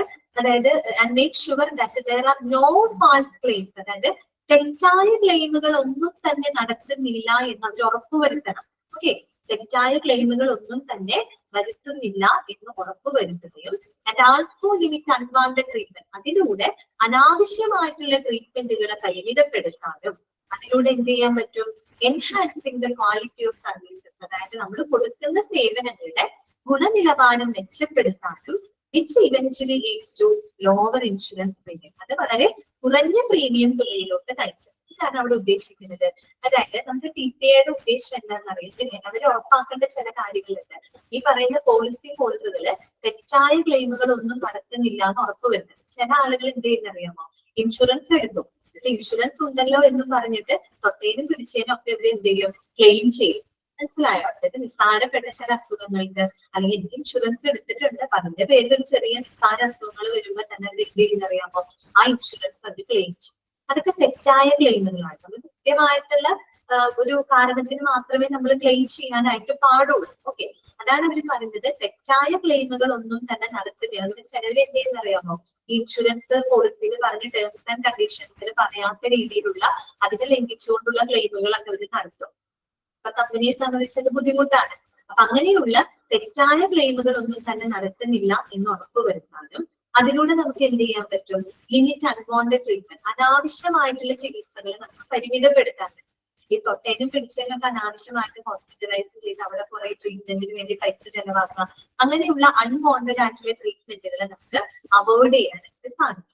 ഓക്കെ, പിന്നെന്താണ്, thus enhancing the quality of service, അതിലൂടെ നമുക്ക് എന്ത് ചെയ്യാൻ പറ്റും, കൊടുക്കുന്ന സേവനങ്ങളുടെ ഗുണനിലവാരം കുറച്ചുകൂടെ മെച്ചപ്പെടുത്താൻ പറ്റും. അല്ലെ, നമ്മളിപ്പോ കൃത്യമായ കാര്യകാരണ സഹിതം ആൾക്കാർ ഹോസ്പിറ്റലൈസ് ചെയ്യുമ്പോൾ സ്വാഭാവികമായിട്ടും നമ്മൾ അവർക്ക് കൊടുക്കുന്ന സർവീസ് കുറെ കൂടി നല്ല ഗുണനിലവാരത്തിൽ നമുക്ക് കൊടുക്കാൻ പറ്റും. ഒരുപാട് ആളുകൾ വന്നു വരുമ്പോൾ നമ്മൾ കൊടുക്കുന്ന സർവീസിൽ ചിലപ്പോ നമുക്ക് ക്വാളിറ്റി മെയിൻറ്റെയിൻ ചെയ്യാൻ ബുദ്ധിമുട്ട് വരും. അതേസമയം നമുക്ക് ആളുകൾ കുറയുന്ന വെച്ചാൽ അത് നെഗറ്റീവ് സെൻസിലല്ല കേട്ടോ, അതായത് ആവശ്യത്തിനനുസരിച്ച് ശരിയായ കാരണത്തിന് വേണ്ടിയിട്ട് ഹോസ്പിറ്റലൈസ് ചെയ്യപ്പെടുമ്പോൾ നമുക്ക് അതിനനുസരിച്ച് കൃത്യമായിട്ടുള്ള ഒരു ക്വാളിറ്റി സർവീസ് നമുക്ക് കൊടുക്കാൻ പറ്റും. അതുപോലെ എന്താണ്, that leads to lower insurance, അത് ചെറിയൊരു പ്രീമിയം തുകയിൽ തന്നെ ആൾക്കാർക്ക് ഈ പറയുന്ന ഇൻഷുറൻസ് പോളിസിയുടെ ഭാഗമാവാൻ പറ്റും. വലിയ വലിയ പ്രീമിയം അടച്ച് ഇൻഷുറൻസ് പോളിസി എടുക്കുന്ന ഒരു സാഹചര്യം അവിടെ വരില്ല. പരമാവധി ഒരു റീസണബിൾ റേഞ്ച് ഓഫ് പ്രീമിയം നിലനിർത്തിക്കൊണ്ട് ആളുകൾക്ക് ആ ഒരു ഇൻഷുറൻസ് സ്കീമിന്റെ ഭാഗമാവാനും സാധിക്കും. ഇങ്ങനെയുള്ള കാര്യങ്ങളൊക്കെ ഉറപ്പുവരുത്തേണ്ടതാണ് ആളുടെ റെസ്പോൺസിബിലിറ്റി, TPAയുടെ റെസ്പോൺസിബിലിറ്റി എന്ന് പറയുന്നത്. ഓക്കെ, അപ്പൊ അവിടെ ഒരു കാര്യം ഓർക്കാൻ, നമ്മൾ ഈ ഇൻഷുറൻസ് പഠിക്കുമ്പോൾ തുടക്കം നമ്മളൊരു വെയിറ്റിംഗ് പീരീഡിനെ പറ്റി പറഞ്ഞിരുന്നു. വെയിറ്റിംഗ് പീരീഡ്, അതായത് നമ്മൾ ചില ഇൻഷുറൻസ് പോളിസി എടുക്കുമ്പോൾ ഉടനടി തന്നെ നമുക്ക് ചില അസുഖങ്ങൾക്ക് എന്ത് ലഭിക്കില്ല, കവറേജ് ലഭിക്കില്ല. ഒരു നിശ്ചിത വെയിറ്റിംഗ് പീരീഡ് കഴിയണമെന്ന് പറഞ്ഞിരുന്നു അല്ലെ. അപ്പോഴെങ്കിലും ചില ആളുകൾക്കെങ്കിലും മനസ്സിൽ ചിലപ്പോൾ തോന്നിയിട്ടുണ്ടാവും, എന്തിനാണ് ഇങ്ങനെ ഒരു വെയിറ്റിംഗ് പീരീഡ് വെക്കുന്നത്, അല്ലെ, എന്തിനാണ് ഇങ്ങനെ ഒരു കമ്പനി ഒരു വെയിറ്റിംഗ് പീരീഡ് വെക്കുന്നതിന്റെ ഉദ്ദേശം എന്താണ് എന്ന് ആർക്കെങ്കിലും അങ്ങനെ തോന്നിയിട്ടുണ്ടെങ്കിൽ അതിനുള്ള ആൻസർ ആണ് അവിടെ എഴുതിയിരിക്കുന്നത്. മനസ്സിലായോ? തെറ്റായ ക്ലെയിമുകൾ നടത്തുന്നില്ല എന്ന് ഉറപ്പുവരുത്താനും അതിലൂടെ അനാവശ്യമായിട്ടുള്ള ട്രീറ്റ്മെന്റുകളെ പരിമിതപ്പെടുത്താനും അതിലൂടെ ഏറ്റവും ക്വാളിറ്റി സർവീസ് ഉറപ്പുവരുത്താനും അത് ആത്യന്തികമായിട്ട് വളരെ കുറഞ്ഞ പ്രീമിയം തുകയിലോട്ട് നയിക്കുന്നത്. ഇതെല്ലാം ഉറപ്പുവരുത്തുന്നതിന് വേണ്ടിയിട്ടാണ് നമ്മുടെ കമ്പനി ഇത് കൊടുക്കുന്നത് ശരിക്കൊരു വെയിറ്റിംഗ് പീരീഡ് വെക്കുന്നത്. ക്ലിയർ ആയോ പറഞ്ഞത്? അപ്പൊ ഇതൊക്കെ ആരാ ചെയ്യുന്നത്? TPA ആണ് കേട്ടോ. ഓക്കെ, ഇനി മൂന്നാമത്തെ പോയിന്റിലാണ് TPA accepts fees from the insurance provider, which is the percentage of the premium and is normally 5.5% of the premium. 5.5% എന്നുള്ളത് ഒന്ന് അണ്ടർലൈൻ ചെയ്ത് വെക്കുക കേട്ടോ. അപ്പൊ നമുക്കറിയാം TPA എന്ന് പറയുന്നത് ഇൻഷുറൻസ് കമ്പനീനെ റെപ്രസെന്റ് ചെയ്ത് പ്രവർത്തിക്കുന്ന ആൾക്കാരാണ് അല്ലെ. അപ്പൊ അവർക്ക് ആ ഏജൻസിക്ക് എന്ത് വേണം? അവർക്ക് കമ്മീഷൻ കിട്ടണം, അവർക്ക് പേയ്മെന്റ് കിട്ടണം അല്ലെ. ആരാണ് അവർക്ക് പേയ്മെന്റ് കൊടുക്കുന്നത്? ഇൻഷുറൻസ് കമ്പനി തന്നെയാണ് അവർക്ക് പേയ്മെന്റ് കൊടുക്കാൻ. അവരെ റെപ്രസെന്റ് ചെയ്തിട്ടല്ലേ ഇവര് പ്രവർത്തിക്കുന്നത്. So TPA accepts the fees. അവർ ആ ഫീസ് ആരിൽ നിന്നുമാണ് ഈടാക്കുന്നത്? ഇൻഷുറൻസ് പ്രൊവൈഡർ അല്ലെ. ഇൻഷുറൻസ് പ്രൊവൈഡർ എന്ന് പറയുന്നത് ഇൻഷുറൻസ് കമ്പനിയിൽ നിന്നുമാണ് അവർക്ക് അതിനുള്ള പേയ്മെന്റ് അവർക്ക് ലഭിക്കുന്നത്. എങ്ങനെയാണ് ആ ഫീസ് എങ്ങനെ അവർക്ക് കൊടുക്കുന്നത്? Which is the percentage of the premium and is normally 5.5% of the premium amount. അതായത് കമ്പനിക്ക് ലഭിക്കുന്ന പ്രീമിയം ഉണ്ടല്ലോ, ആ പ്രീമിയത്തിന്റെ 5.5% അവർക്കൊരു ഫീസ് ആയിട്ട് ആർക്ക് കൊടുക്കുന്നത്? GPA കൊടുക്കുന്നത്. പല ഒരുപാട് പ്രീമിയംസ് കിട്ടുമല്ലോ, ഒരുപാട് ഇൻഷുറൻസ് പോളിസി എടുക്കാനനുസരിച്ച് പ്രീമിയം കിട്ടും. ആ പ്രീമിയം തുകയുടെ 5.5% ഫീസ് ആയിട്ട് ആർക്ക് പ്രൊവൈഡ് ചെയ്യുന്നത്? തേർഡ് പാർട്ടി അഡ്മിനിസ്ട്രേറ്റർ പ്രൊവൈഡ് ചെയ്യും. ഇത്രയും കാര്യങ്ങളുണ്ട്. അപ്പൊ TPA എന്താണെന്ന് മനസ്സിലാക്കുക. അതിലൊരു കണക്റ്റിംഗ് ലിങ്ക് ആണ് ഇൻഷുറൻസ് കമ്പനിക്ക് ഹോസ്പിറ്റലിന് പോളിസി ഹോൾഡർമാർക്ക് 3 പേർക്കും ഇടയിലുള്ളൊരു കണക്റ്റിംഗ് ലിങ്ക് ആയിട്ടാണ് അതിൽ പ്രവർത്തിക്കുന്നത്. പിന്നെ GPA അംഗങ്ങൾ ആരൊക്കെയാണ്, GPAയുടെ റോൾ എന്താണ്, പിന്നെ GPAക്ക് ആ ഫീസ് ആര് കൊടുക്കുന്നത്? കമ്പനിയാണ്. എങ്ങനെ കൊടുക്കുന്നത്? കമ്പനിക്ക് ലഭിക്കുന്ന പ്രീമിയത്തിന്റെ 5.5% ഫീസ് ആയിട്ട് GPAക്കാർക്ക് കൊടുക്കുന്നത്. ക്ലിയർ ആണല്ലോ? അടുത്തത്, what is the role of GPA in health insurance? കേട്ടോ, ഇനി നമുക്ക് ഹെൽത്ത് ഇൻഷുറൻസിൽ GPAയുടെ റോള് എന്താണ്? അപ്പൊ അത് നമ്മൾ ഈ പഠിച്ച കാര്യങ്ങൾ തന്നെയാണ് അവിടെ കൊടുത്തിരിക്കുന്നത്. കാരണം പുതുതായിട്ടൊന്നും പറയുന്നില്ല. നമ്മളിപ്പോ നമ്മുടെ കാര്യങ്ങൾ തന്നെ അവിടെ പോയിന്റ് ആയിട്ട് കൊടുത്തിട്ടുണ്ട്. കേട്ടോ, ആ പോയിന്റുകൾ പഠിച്ചു വെക്കാം. The role of GPA in a health insurance can be understood by the following points. 5 point ആയിട്ട് അവർ കൊടുത്തിട്ടുണ്ട്. ഫസ്റ്റ് പോയിന്റ് എന്താണ്? Connection between insurance company and policy holder. നമ്മൾ പറഞ്ഞതാണ്, കമ്പനിക്ക് പോളിസി ഹോൾഡറിനും ഹോസ്പിറ്റലിന്റെ ഇടയിൽ ഒരു കണക്ഷൻ മെയിൻറ്റെയിൻ ചെയ്യുന്നത് ആരാണ്? GPA ആണ്. അപ്പൊ അത് ഒന്നാമത്തെ റോൾ അല്ലെ. Okay, directly or indirectly the policy holder meets the GPA in most of the hospitalization claim cases. The GPA provides the policy holder with the unique identification number and ID card which helps in claim settlement. അപ്പൊ പൊതുവെ നമ്മൾ hospitalise ഒക്കെ ചെയ്യപ്പെടുന്ന സമയത്ത് നമ്മുടെ policy holders കൂടുതൽ meet ചെയ്യുന്നത് ആരെയായിരിക്കും? GPAനെയാണ് അവർ meet ചെയ്യുന്നത്. കമ്പനീനെ റെപ്രസെന്റ് ചെയ്യുന്ന GPAനെയാണ് അവര് മുഖ്യമായും എന്ത് ചെയ്യുന്നുണ്ടാവുക? മീറ്റ് ചെയ്യുന്നത്. അത് മാത്രമല്ല, TPA ഈ പറയുന്ന പോളിസി ഹോൾഡേഴ്സ്, അതായത് നമ്മുടെ പേഷ്യന്റിന് ഈ പറയുന്ന ഒരു യൂണീക് ഐഡന്റിറ്റി നമ്പർ കൊടുക്കും, ID card. Okay, ID card provide ചെയ്യും. ആ ID കാർഡ് ഉപയോഗിച്ചുകൊണ്ടാണ് അവരുടെ ക്ലെയിം സെറ്റിൽമെന്റ് കാര്യങ്ങളൊക്കെ ചെയ്യുന്നത്. ഓക്കെ, ഒന്നാമത്തെ point connection between insurance company and policy holder. Okay, രണ്ടാമത്തത് റെക്കോർഡ് മെയിൻ്റനൻസ്. എന്താണ് റെക്കോർഡ് മെയിൻ്റനൻസ് ഉദ്ദേശിക്കുന്നത്? GPA aids in maintaining necessary records related to policy holders when they are admitted as patients. അതായത് ഇപ്പൊ policy holders ഹോസ്പിറ്റലിൽ admit ചെയ്യുന്ന സമയത്ത്, patient ആയിട്ട് അവർ admit ചെയ്യുന്ന സമയത്ത് നമ്മുടെ ക്ലെയിം പ്രോസസ് ഒക്കെ സെറ്റിൽ ചെയ്യുന്നതിന് ആയിട്ട് ബന്ധപ്പെട്ട എല്ലാ റെക്കോർഡുകളും കൃത്യമായിട്ട് മെയിൻറ്റെയിൻ ചെയ്യുന്നത് ആരാണ്? GPA ആണ്. അതായത് അവരുടെ ക്ലെയിം പ്രോസസ് വളരെ സ്മൂത്ത് ആയിട്ട് ക്ലെയിം പ്രോസസ് സെറ്റിൽ ചെയ്യണം അല്ലെ. അപ്പൊ അതിനായിട്ട് അവരുടെ ആവശ്യമായിട്ടുള്ള അവരുടെ ചികിത്സയുടെ ഭാഗമായിട്ടുള്ള എല്ലാ റെക്കോർഡുകളും കൃത്യമായിട്ട് മെയിൻറ്റെയിൻ ചെയ്യുന്നത് ആരാണ്? GPA ആണ്. അതാണ് റെക്കോർഡ് മെയിൻ്റനൻസ് ഉദ്ദേശിക്കുന്നത്.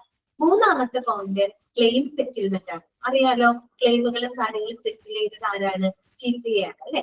Okay, GPA guarantees smooth coordination between the hospital and insurance company in the course of cashless claim settlement. പ്രത്യേകിച്ച് cashless claim settlement നമ്മൾ ഈ പറയുന്ന ഹോസ്പിറ്റലായിട്ടും ഇൻഷുറൻസ് കമ്പനി ആയിട്ടുള്ള ആ ഒരു നല്ലൊരു കോർഡിനേഷൻ, സ്മൂത്തായിട്ടുള്ള ഒരു കോർഡിനേഷൻ ഉറപ്പുവരുത്തുന്നത് ആരാണ്?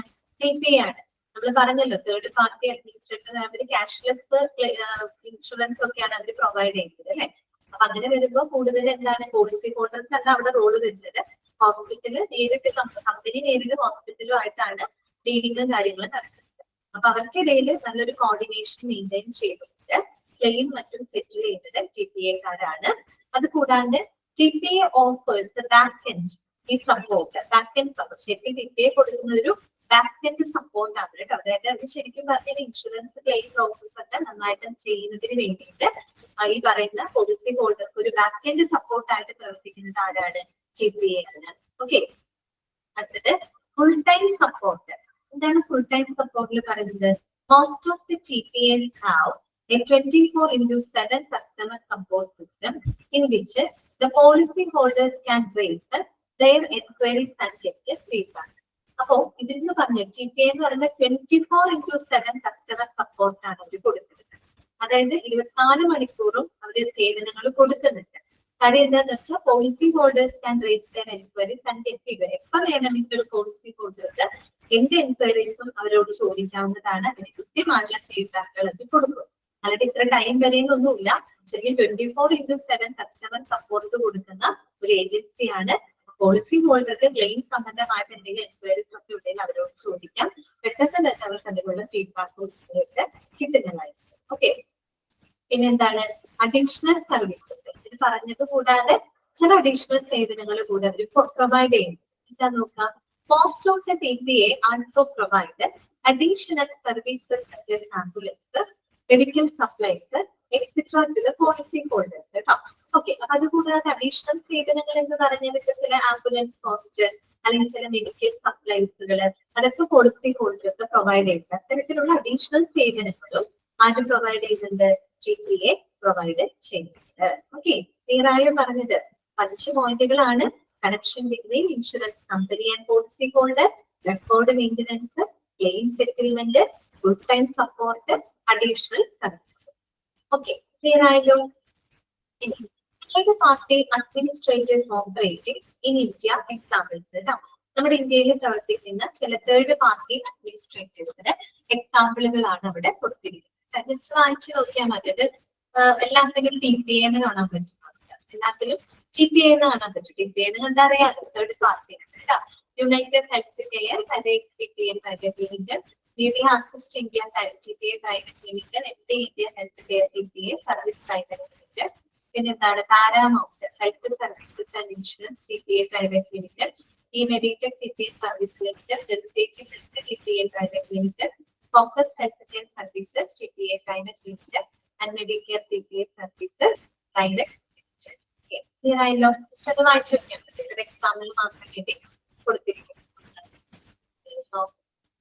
അയ്യോ, ഇതിനകത്ത് വേറെ പേജ് ഉണ്ടല്ലോ.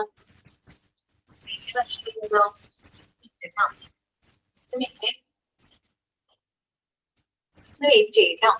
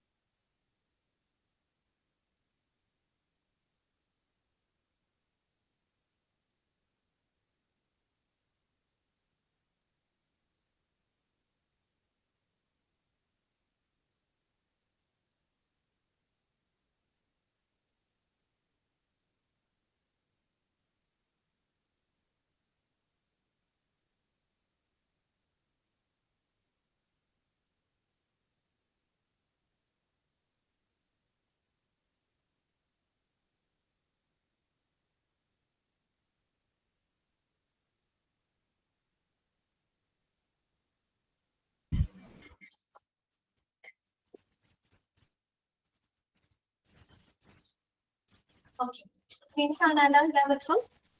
സ്ക്രീൻ ഓക്കെ അല്ലേ?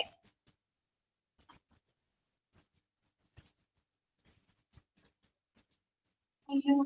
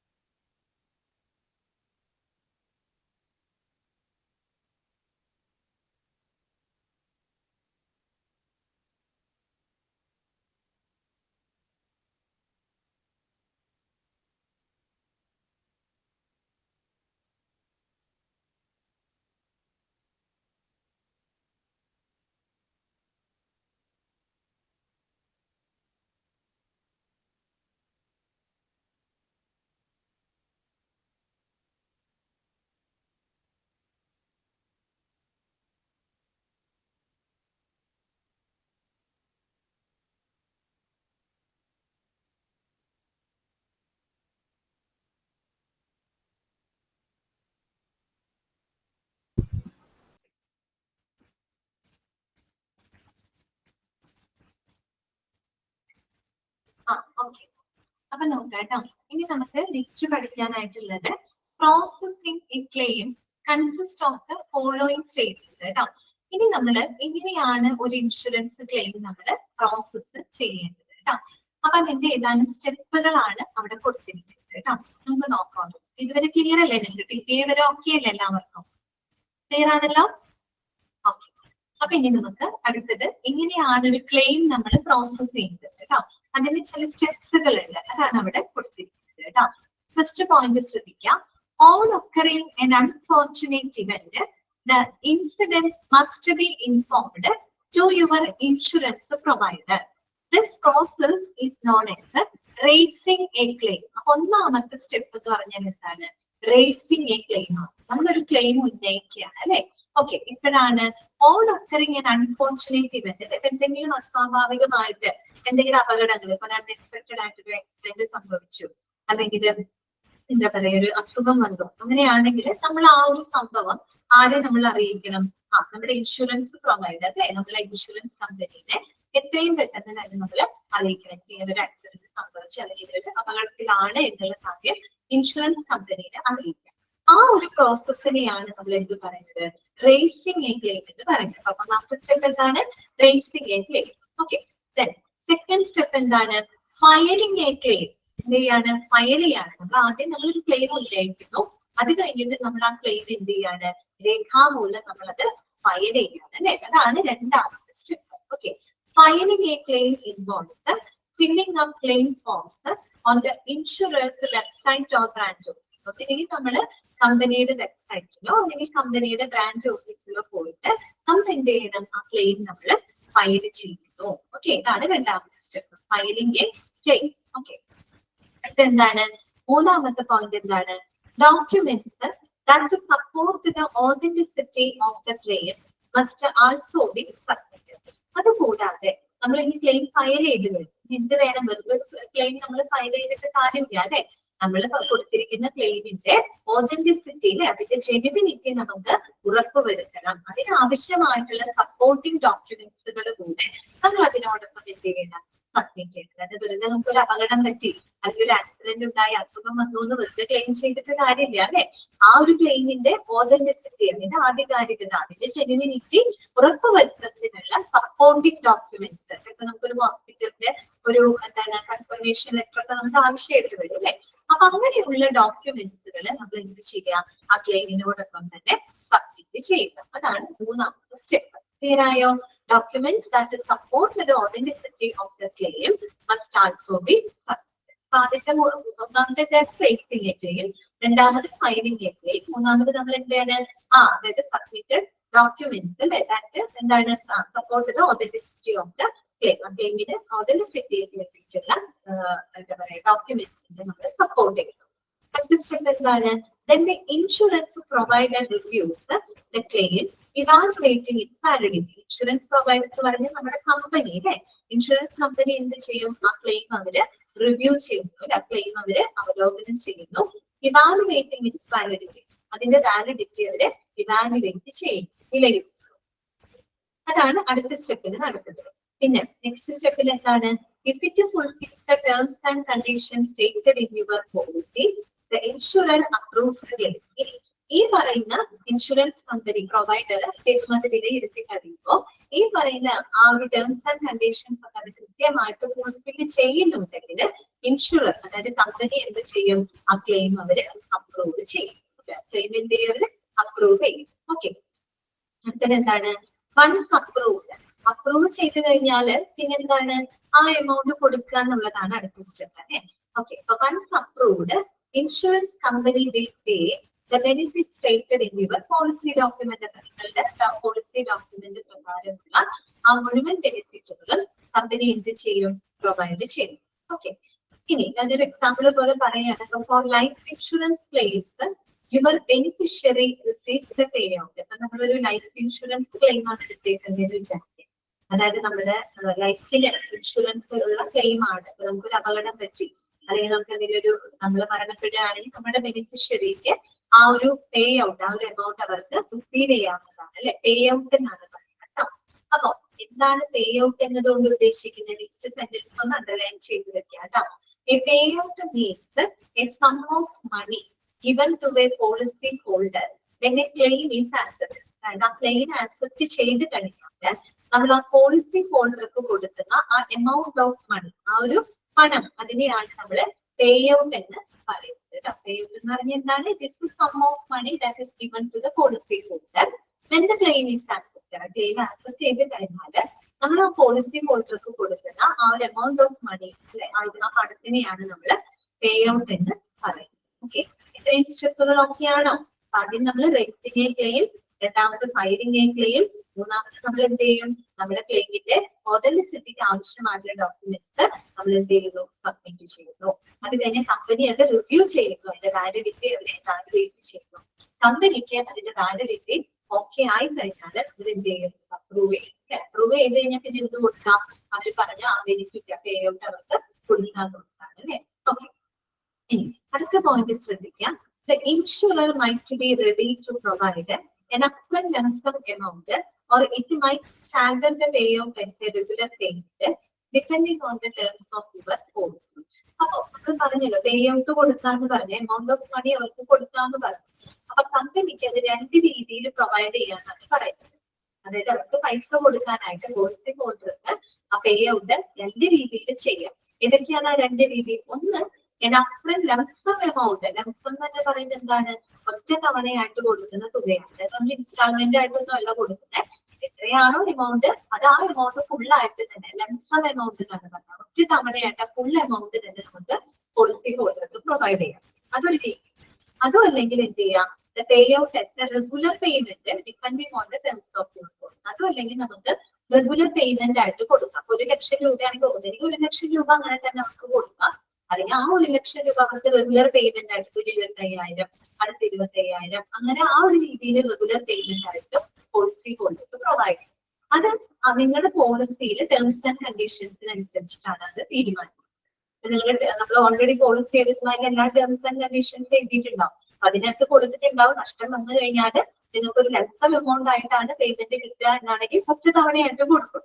ഇനി അതല്ല, ചിലപ്പോൾ ടേംസ് ആൻഡ് കണ്ടീഷൻ എഴുതിയിട്ടുണ്ടാവും റെഗുലർ പേയ്മെന്റ് ആയിട്ടായിരിക്കും ഈ എമൗണ്ട് എടുത്ത് സെറ്റ് ചെയ്യുക. അങ്ങനെയാണ് ടേംസ് ആൻഡ് കണ്ടീഷൻ എഴുതിയിരിക്കുന്നതെങ്കിൽ ആ രീതിയിലായിരിക്കും പേയ്മെന്റ്. ഓക്കെ, ക്ലിയർ ആയോ പറഞ്ഞത്? ഇനി അടുത്ത നോക്കുക.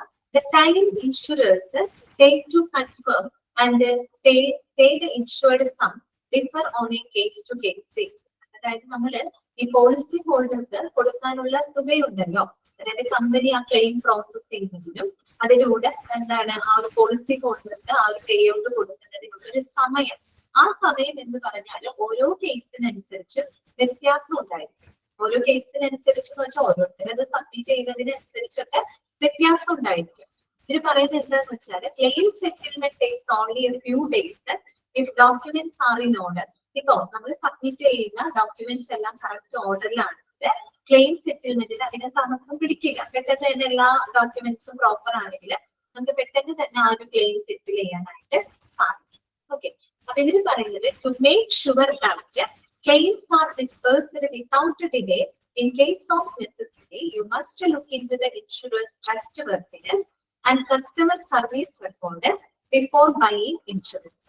അപ്പൊ നമ്മളൊരു പോളിസി ഹോൾഡർ എന്നുള്ള രീതിയിൽ നമ്മൾ എന്ത് ചെയ്യണം? നമുക്ക് അധികം താമസിക്കാതെ അധികം വൈകാതെ തന്നെ നമുക്ക് ക്ലെയിമുകൾ സെറ്റിൽ ചെയ്ത് ലഭിക്കണമെങ്കിൽ ആസ് എ പോളിസി ഹോൾഡർ എന്നുള്ള രീതിയിൽ നമ്മൾ എന്ത് ചെയ്യണം? പോളിസി എടുക്കുന്നതിന് മുൻപായിട്ട് തന്നെ നമ്മൾ ആ കമ്പനിയുടെ വിശ്വാസ്യതയും മറ്റൊന്ന് പരിശോധിക്കണം. അതുപോലെ മറ്റുള്ള റിവ്യൂസുകൾ അല്ലെ, നമ്മൾ കസ്റ്റമറുടെ സർവീസ് റിവ്യൂകളൊക്കെ എടുക്കുന്നത് നല്ലതായിരിക്കും. അത് നമ്മളൊരു ഉറപ്പിന് വേണ്ടി ഇപ്പൊ നമ്മൾ തന്നെ ഓൺലൈൻ ആയിട്ടോ എന്തെങ്കിലും സാധനങ്ങൾ നമ്മൾ ഓർഡർ ചെയ്യണമെന്ന് വിചാരിക്കും, ഡ്രസ്സോ എന്തെങ്കിലും മെറ്റീരിയൽസ് നമ്മൾ ഓർഡർ ചെയ്യുമ്പോൾ ആദ്യം തന്നെ നമ്മൾ നോക്കും ഏറ്റവും നല്ല ഓൺലൈൻ വെബ്സൈറ്റ് ഏതാന്നുള്ളത് നമ്മൾ നോക്കും. ഓക്കെ, അതാണ് നമ്മൾ ചെക്ക് ചെയ്യും. എന്നിട്ട് അതിനുശേഷം നമ്മൾ ഓടിപ്പോയി പ്രോഡക്റ്റ് വാങ്ങുകയാണോ ചെയ്യാം? അല്ല, നമ്മൾ ചിലപ്പോൾ അതിലെ കസ്റ്റമറിന്റെ റിവ്യൂസ് ഒക്കെ നമ്മൾ പരിശോധിക്കും. അല്ലെ, അവരുടെ റിവ്യൂ ഒക്കെ നോക്കി ഓക്കെ ആണെങ്കിൽ മാത്രമേ നമ്മൾ അത് ഓർഡർ കൊടുക്കുള്ളൂ. എന്നതുപോലെ തന്നെയാണ് ഇവിടുത്തെ കാര്യം. നമുക്ക് വലിയ ഡിലേ വരാത്ത രീതിയിൽ ക്ലെയിം പ്രോസസ് ഒക്കെ സെറ്റിൽ ചെയ്യുന്നത് നമ്മൾ പോളിസി എടുക്കുന്നതിന് മുൻപായിട്ട് തന്നെ ആ കമ്പനിയുടെ വിശ്വാസത്തെ നമ്മൾ ഉറപ്പുവരുത്തണം. അതുപോലെ അവിടുത്തെ പോളിസി എടുത്തിട്ടുള്ള കസ്റ്റമേഴ്സിന്റെ റിവ്യൂസുകളൊക്കെ ഒന്ന് നമ്മൾ പരിശോധിച്ച് ഉറപ്പുവരുത്തിയതിനു ശേഷം മാത്രം നമ്മളൊരു പോളിസി എടുക്കാം. ഓക്കെ, അപ്പോഴാണ് നമുക്ക് അധികം വൈകാതെ നമ്മുടെ ക്ലെയിം സെറ്റിൽമെന്റുകളും കാര്യങ്ങളൊക്കെ ചെയ്യാനായിട്ട് സാധിക്കും. ഓക്കെ, ഇനി പറയുന്ന കാര്യം ഇതാണ്. Nevertheless, if it is necessary that you must reveal all details about your health and lifestyle management to your insurer when you buy insurance. അതായത് നമ്മൾ ഒരു ഇൻഷുറൻസ് എടുക്കുന്ന സമയത്ത് നമ്മുടെ ഇൻഷുറൻസ് കമ്പനിയിലൂടെ നമ്മളെ എല്ലാ കാര്യങ്ങളും, ഇപ്പൊ നമ്മുടെ ഹെൽത്തിനെ പറ്റി ആയിക്കോട്ടെ, നമ്മുടെ ലൈഫ് സ്റ്റൈൽ ഹാബിറ്റിനെ പറ്റി ആയിക്കോട്ടെ, നമ്മൾ വളരെ ട്രാൻസ്പാരന്റ് ആയിട്ട് ഓപ്പൺ ആയിട്ട് തന്നെ നമ്മൾ അവരോട് പറഞ്ഞിരിക്കും. ഇൻഷുറൻസ് കമ്പനികൾ അതിപ്പോ നമ്മൾക്കിപ്പോ എന്തെങ്കിലും ലൈഫ് ഹാബിറ്റ്, നമുക്ക് സ്മോക്കിങ്ങോ ഡ്രിങ്കിങ്ങോ അങ്ങനെയൊക്കെയുള്ള ലൈഫ് ഹാബിറ്റുകളൊക്കെ ഉണ്ടെങ്കിൽ അതൊക്കെ നമ്മൾ തുറന്ന് സംസാരിക്കണം. ഇൻഷുറൻസ് കമ്പനിയുടെ അടുത്ത് നമ്മൾ കൃത്യമായിട്ട് നമ്മുടെ ആരോഗ്യത്തെ പറ്റി, നമുക്കുള്ള നമ്മുടെ രീതികളെ, നമ്മുടെ ലൈഫ് സ്റ്റൈലിനെ പറ്റി അല്ലെ, അതിനെ പറ്റിയൊക്കെ ട്രാൻസ്പാരന്റ് ആയിട്ട് തന്നെ, വളരെ ജെന്യുവിൻ ആയിട്ട് ഓണസ്റ്റ് ആയിട്ട് തന്നെ നമ്മൾ എന്ത് ചെയ്യണം, ഇൻഷുറൻസ് കമ്പനിയുമായിട്ട് സംസാരിച്ചിരിക്കണം. ഓക്കെ, അത് നിർബന്ധമായിട്ടുള്ള ഒരു കാര്യമാണ്. കാര്യം എന്താന്ന് വെച്ചാല്, the insurer can reject the claims on your policy if you conceal or mistake any factor. നമ്മൾ എന്തെങ്കിലും കാര്യങ്ങൾ മറച്ചു വെക്കുകയോ അല്ലെങ്കിൽ നമ്മൾ എന്തെങ്കിലും മിസ്റ്റേക്ക്, അല്ലെങ്കിൽ നമ്മൾ എന്തെങ്കിലും പലതരത്തിലൂടെയൊക്കെയാണ് അതിന്റെ മിസ്റ്റേക്കുകളോ കാര്യങ്ങളോ ഒക്കെ ചെയ്യുന്നുണ്ടെങ്കിൽ നമ്മുടെ ക്ലെയിം പ്രോസസ്സ് റിജക്ട് ചെയ്യുന്നതിനുള്ള അധികാരം ആർക്കുണ്ട്? കമ്പനിക്ക്. അപ്പൊ നമ്മൾ അങ്ങനെ ഒരു സാഹചര്യം ഒരുക്കരുത്. നമ്മൾ എല്ലാ കാര്യങ്ങളും വളരെ ട്രാൻസ്പാരന്റ് ആയിട്ട് തന്നെ കമ്പനിയായിട്ട് സംസാരിച്ചിരിക്കുക. അതായത് നമ്മള് ഏതെങ്കിലും തരത്തിൽ നമ്മൾ എന്തെങ്കിലും കൺസീൽ ചെയ്യോ അല്ലെങ്കിൽ എന്തെങ്കിലും മിസ്റ്റേക്കുകളോ നമ്മൾ വരുത്തുന്നുണ്ടെങ്കിൽ ആ ക്ലെയിം റിജക്ട് ചെയ്യുന്നതിനുള്ള അധികാരമാണ് ഇൻഷുറൻസ് കമ്പനിക്ക്. ഓക്കെ, മനസ്സിലായോ? ഇത്രയുമാണ് ക്ലെയിം പ്രോസസ് പഠിക്കാനുള്ളത്. ആദ്യം നമ്മൾ ബേസിക്കിലേക്ക് അല്ലെ ക്ലെയിം നമ്മൾ ഉന്നയിക്കുന്നു, അത് കഴിഞ്ഞ് ഫയലിലേക്ക് വരും. ഒന്നിനെ നമ്മൾ കമ്പനി വെബ്സൈറ്റിലോ കമ്പനിയുടെ ട്രാൻസാക്ഷനിലോ പോയിട്ട് നമ്മുടെ ആ ഒരു ക്ലെയിം നമ്മൾ എന്ത് ചെയ്യാണ്? ഫയൽ ചെയ്യാണ്. ഫയൽ ചെയ്യുന്നതിനോടൊപ്പം തന്നെ നമ്മൾ എന്ത് ചെയ്യും? അതിന്റെ ഓതന്റിസിറ്റി പ്രൂവ് ചെയ്യുന്നതിനായിട്ടുള്ള ഡോക്യുമെന്റ്സും അതിനോടൊപ്പം സബ്മിറ്റ് ചെയ്യും. അടുത്ത സ്റ്റെപ്പിലോ കമ്പനി ആ ഒരു ക്ലെയിം കാര്യങ്ങളൊക്കെ ഇവാലുവേറ്റ് ചെയ്യേണ്ട വാലിഡിറ്റി ഉറപ്പുവരുത്തും. ഇനി അത് ഫുൾഫിൽ ചെയ്യുന്നുണ്ടെങ്കിൽ, വാലിഡിറ്റി ഓക്കെ ആണെങ്കിൽ അവരെന്ത് ചെയ്യും? അപ്രൂവ് ചെയ്യും അല്ലെ. അപ്രൂവ് ചെയ്ത് കഴിഞ്ഞാൽ പിന്നെ അടുത്ത സ്റ്റെപ്പ് എന്താണ്? ആ പേ ഔട്ട് കൊടുക്കുക എന്നുള്ളതാണ് അല്ലെ. പേ ഔട്ട് നമുക്ക് രണ്ട് രീതിയിൽ കൊടുക്കാം. ഒന്നിനെ നമുക്ക് ഒരു കൺഫേം എമൗണ്ട് ആയിട്ട് കൊടുക്കാം, അല്ലെങ്കിൽ ഒരു റെഗുലർ പേയ്മെന്റ് ആയിട്ട് പോളിസി ഹോൾഡർ കൊടുക്കാം. ആ പോളിസിയുടെ ടേംസ് ആൻഡ് കണ്ടീഷൻസിനനുസരിച്ച് വ്യത്യാസം ഉണ്ടാവും. ആസ് എ പോളിസി ഹോൾഡർ എന്നുള്ള രീതിയിൽ നമ്മുടെ ഉത്തരവാദിത്തം എന്താണ്? നമുക്ക് അധികം വൈകാതെ ക്ലെയിം പ്രോസസ് സെറ്റിൽ ചെയ്യുന്നത് നമ്മൾ പോളിസി എടുക്കുന്നതിന് മുമ്പായിട്ട് തന്നെ കമ്പനിയുടെ വിശ്വാസത്തിൽ നമ്മൾ ഉറപ്പുവരുത്താം. കസ്റ്റമേഴ്സിന്റെ റിവ്യൂസ് ഒക്കെ നമ്മൾ ഒന്ന് ചെക്ക് ചെയ്യാം. ഓക്കെ, അതൊക്കെ ശ്രദ്ധിക്കുക. അതുപോലെ നമ്മൾ എപ്പോഴും ഒരു പോളിസി എടുക്കുന്ന സമയത്ത് നമ്മുടെ ഹെൽത്തിനെ പറ്റി, നമ്മുടെ ലൈഫ് സ്റ്റൈൽ ഹാബിറ്റിനെ പറ്റി അവരുമായിട്ട് തുറന്ന് തന്നെ സംസാരിക്കാം. കാര്യം നമ്മൾ എന്തെങ്കിലും ഒളിച്ചു വെച്ചുകൊണ്ടോ എന്തെങ്കിലും മിസ്റ്റേക്കുകളോ നമ്മൾ വരുത്തി കഴിഞ്ഞാൽ നമ്മുടെ ക്ലെയിമുകൾ റിജക്ട് ചെയ്യാനായിട്ട് ഒഴിവാക്കുന്നതിനുള്ള റൈറ്റ് ആർക്കുണ്ട്? കമ്പനിക്ക്. നമ്മളൊരു ചാൻസ് കൊടുക്കാതിരിക്കാനായിട്ട് നമ്മൾ എല്ലാം എന്തായിട്ട് പറയാം? ട്രാൻസ്പെറന്റ് ആയിട്ട് തന്നെ അവരുമായിട്ട് ക്ലിയർ ആയല്ലോ?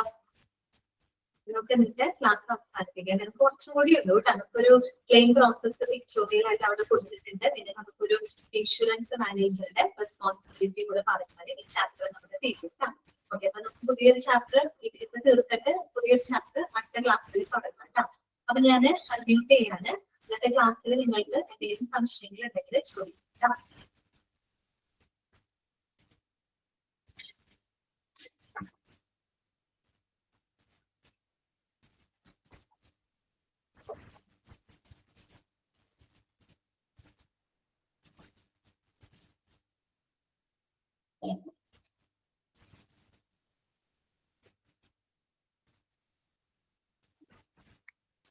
ഓക്കെയാണ് എല്ലാവർക്കും? വേറെ ഡൗട്ട്സ് ഒന്നും ഇല്ലെങ്കിൽ നമുക്ക് ഇന്നത്തെ class next class. Thank you.